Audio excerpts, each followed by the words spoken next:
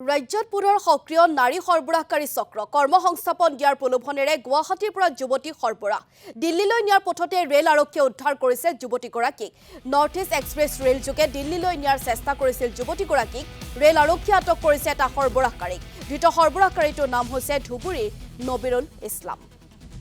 পুনৰবাৰ উল্লেখ কৰিছো নাৰী সৰবৰাহকাৰী চক্ৰ এতিয়াও যেটো যথেষ্ট সক্ৰিয় হৈ আছে তেনে সময়ছোৱাতে কৰ্মসংস্থাপন দিয়াৰ প্ৰলোভনেৰে গুৱাহাটীৰ পৰা এগৰাকী যুৱতী সৰবৰাহ কৰাৰ সময়তে আৰক্ষীৰ অভিযান চলিছিল দিল্লীলৈ নিয়াৰ পথতে ৰেল আৰক্ষীয়ে উদ্ধাৰ কৰে যুৱতীগৰাকীক নৰ্থ ইষ্ট এক্সপ্ৰেছ ৰেল যোগে দিল্লীলৈ নিয়াৰ চেষ্টা কৰা হৈছিল যুৱতীগৰাকীক আৰু ৰেল আৰক্ষীয়ে বৰ্তমান আটক কৰিছে সেই সৰবৰাহকাৰীটোক ধুবুৰীৰ নবিৰুল ইছলাম নামৰ সেই সৰবৰাহকাৰীটোক আৰক্ষীয়ে আটক কৰি সোধা পোছা অব্যাহত ৰাখিছে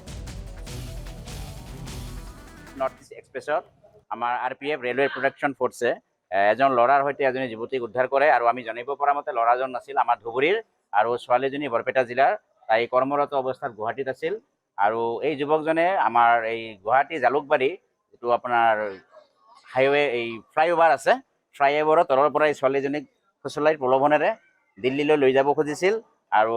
RPFৰ জৰিয়তে এই ছোৱালীজনী আজি উদ্ধাৰ হয় ল'ৰাজনে স্বীকাৰ কৰিছে যে তেওঁ এই ছোৱালীজনীক কোনোবা দ্বিতীয় পক্ষৰ জৰিয়তে দিল্লীলৈ লৈ যাব খুজিছিল আৰু তাতে বেয়া কামত লিপ্ত কৰাব তেওঁৰ এটা চেষ্টা